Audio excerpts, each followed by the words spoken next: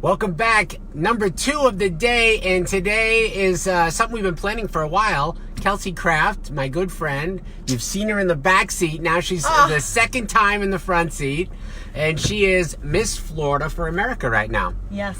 Congratulations. Thank you. It's coming, the competition's right around the corner, the pageant. I leave next Thursday. I fly to Vegas next Thursday for nationals, yes. The first ever Miss for America pageant. And it's actually a really big event, but what's interesting is the people who own the pageant. Tell me about that. Okay, so the Mrs. America system has been the most highly respected Mrs. pageant for many, many years, and it's been held in Vegas. I get to perform on the stage where Elvis Presley performed many shows, yes. So that's going to be so cool. Yes. But the Marmels are the ones who own the national pageant, but the Siegels, Jackie and David Siegel, are my directors for the state of Florida. They own the Florida division, and I am very fortunate for them to be my directors and guiding me to the national stage, because I did this pageant really in honor of them and for their cause, and that's how I got involved, because of their daughter, which is what we'll talk about. Yeah, and their cause is, and you are very passionate about this, tell me all about it. So they started Victoria's Voice Foundation in honor of their daughter, Victoria, who lost her life to a drug overdose at the age of 18. Wow. So they have basically given all of their time, money, efforts, passions towards, honoring her and spreading awareness about mental health and substance use. Yeah. I was told about this pageant, asked to compete, and I was like, man, I'm a full-time working girl. Right. Why should I do this? And a very close friend of mine told me about Victoria's story, and it just really touched my heart, and here I am. Got the state title and want to do a lot of good things for her and the Siegels. Yeah, it's amazing. So far you've gone through the state of Florida kind of elimination, yes? Yes, okay. I am Miss Florida for And then you became Miss Florida. Yes. That was a whole process for you. Tell me how long that took. I competed in May. Yep. I, competed on a stage. We do interview, swimsuit, and evening gown, and I was crowned middle of May, and I've spent the last couple of months preparing for the national competition and doing a lot of service work and community outreach throughout our state. Wow. So one of the things that they give you, one of the things you kind of have to do, right, is be into something that you're passionate about, and that's kind of like your platform. Is that correct? Yeah, I think that, a lot of people don't understand pageantry, and yes, we do have, that on-stage performance, but I think the key piece in personal development and women in pageantry these days is people who really want to make a difference in their community. Mm-hmm. So a lot of women have their own personal platforms and messages that they want to share. Right, because everybody comes with like an agenda, like this is why I want to do this, to spread the word. To spread the word. That's and what to I was trying to say. You said it better than me. Damn it. And it really worked out for me because I've spent a lot of time, as a physician assistant. I'm very passionate about prevention and health awareness and education, and I was able to just kind of piggyback that onto that and really get involved with their foundation and talk about mental health because, as you know, it's becoming very, very prevalent, and we need it at the forefront of conversations, which is why I wanted to talk with you today. Great. So tell me some of the things that you're really working towards and how you feel about it.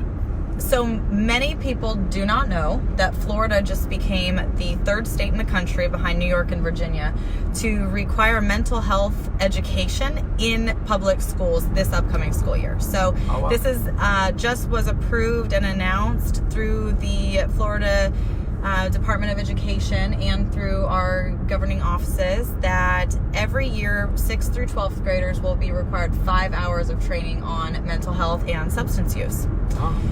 So that really launched, and they're looking at it, and the schools and school districts and leaders are saying, okay, what's going to be relevant to the different ages in the different times, and what do they need to know? Is this a specific class, or this is course curriculum inside of like health class or whatever they have? It's going to look different for the different schools. So each school and school district can make their own proposal as far as what they want to teach their students and what will be included in their curriculum and who their educators will be. So that's kind of where I come into play. I heard of this, and I've been in conversations and meetings with Florida First Lady Casey DeSantis. That was really cool. I was just in Tallahassee this Wednesday morning talking I saw with her. all the pictures on the gram. Yeah. That was great. That was just a wonderful meeting. She has started an initiative. She helped get this launched. She is starting a resource guide that will be available to everyone online. It's called Hope for Healing Florida, and it's going to be a one-stop shop for resources and information for parents and for students that anyone can go to. So I spoke with her. We're going to be partnering together. She wants to use me as one of her speakers going throughout the state. That is awesome. I'm so thrilled. Yeah, congratulations. It's Thank great. you. And I brought it to her attention, the Seagull story about, Victoria's voice and what that means to me and to all of us, and how we can kind of use that as part of maybe the curriculum or speakers that are coming into the schools, because it's something that people need to hear. So, let me show you. Show me. So this is you can't look at it, but Okay. This is Victoria's voice. This is her book. This was actually her diary, and it was her wish that her life would make a change and make an impact on other people. And she told a friend to have her diary found and was willing to have that published. So her parents actually put some more information into the book in the beginning and at the end, but it's her diary and what she went through anxiety, depression, getting into drug use, how that all kind of came about. And her family was like very successful, very prominent, right? Yes, and they're very open into sharing that, it was happening and they were not aware. And that's something that's not something to be shameful of. They're right now using their story to make good of it, and they just keep pushing along saying, hey, parents need to read this book. This could change your child's life. This can open up conversations as to, what are the kids going through. Yeah. It's part of my mission to get it into the hands of people who are involved with children, maybe that being teachers or school counselors. They already know kind of what to look out for. It's great. You can get it at Barnes & Noble. You can get it on Amazon, and it really changed the trajectory of what I was going to do. It wasn't until I read this book that I decided to compete in the pageant. Really? Yeah. Wow. My friend said, Kelsey, you should do this pageant, read this book, and I finished it and signed up. So you were ready. Yeah. That's impressive. That It's really very is. educational, Because the last time you talked, you thought that maybe you were going to hang up your crown, right? I think I've learned that you And never then you're say like, retire, because there's No, always... I have something else I need to do now. Yeah, that's exactly a good way to put it, is I have something else that I need to do. Right. And I am just really called to make this a topic of conversation that's continually going. I mean, 5 hours annually is great, but in my eyes, that's not even enough. Sure. But let's start there. Florida, I know they've made some strong statements that they really want to set the bar for what the national standards should be. I mean, Florida being only the third state, they really want to set the precedents for getting this in all states. Mental health education, substance use awareness, and safety protocols. Is the pageant going to be televised, or is it live, or how can we see it? It will be live streamed. Yes. It'll be live streamed. And what's the website? That's Do we know? I will be publishing. Because I don't a know link. it either. Yeah, I'll be publishing. Well, we'll put a on my link personal up stuff. so people can find it. That's pretty simple, but it might even be like a new link, right? Because when it goes live, they might have a specific URL, so that's Correct. fine. And but we'll do it. We'll get it. That way people can see it. And the important thing when watching these pageants is that no one gets to see the behind-the-scenes work. Right. No one gets to see the one-on-one interviews with the judges. No one gets to see what all of the wonderful women are doing leading up to the pageant and even after in their communities and their states. So that's something I really wanted to share, is this is a message that, a constant conversation I'm having is, what can we do? What organizations need to hear this message? I've been looking... You've been traveling everywhere.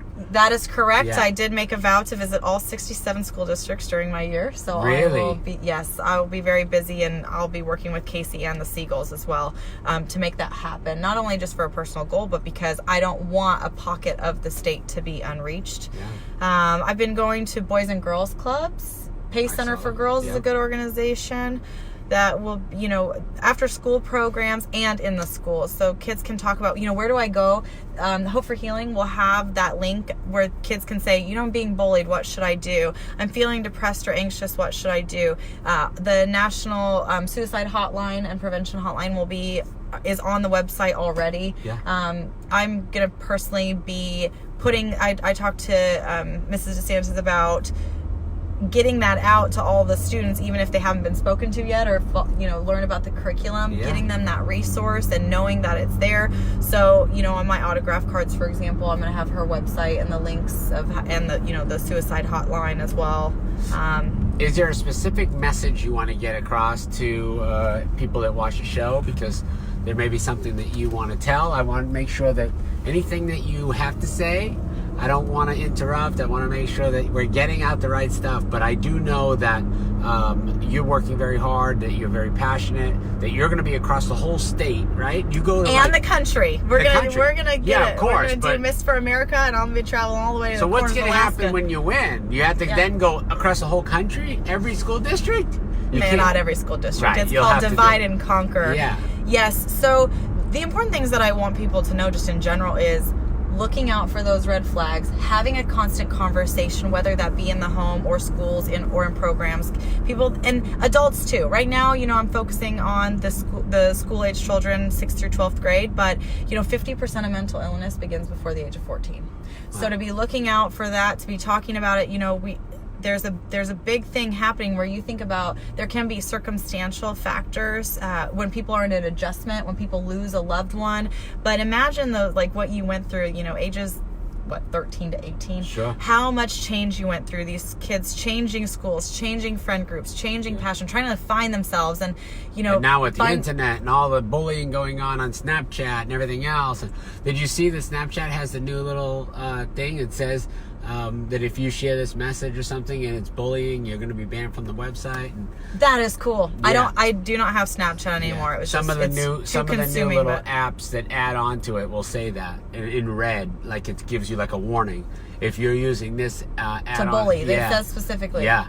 That is really cool. And they are. I mean, it's clear like that's what the kids were doing with like the different vote for me or polls and all this. Like, you hate such and such. It was getting crazy. Yeah, like, that's all. And they doing think they're invincible. And yeah. I think one thing too is having those conversations with the kids of you're not going to be retaliated. You can report bullying. Yeah. Anonymously. Right. That you won't be reprimanded for it, for sure. That you have support, you have people in your corner, and it's not acceptable.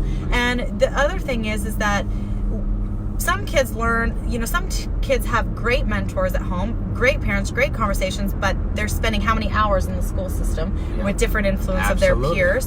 And then there's others who kind of learn of what they think is appropriate behavior and how to treat people in the home. So you have, you're coming from different ends of the spectrum that bullying is not okay. Bullying can provoke anxiety.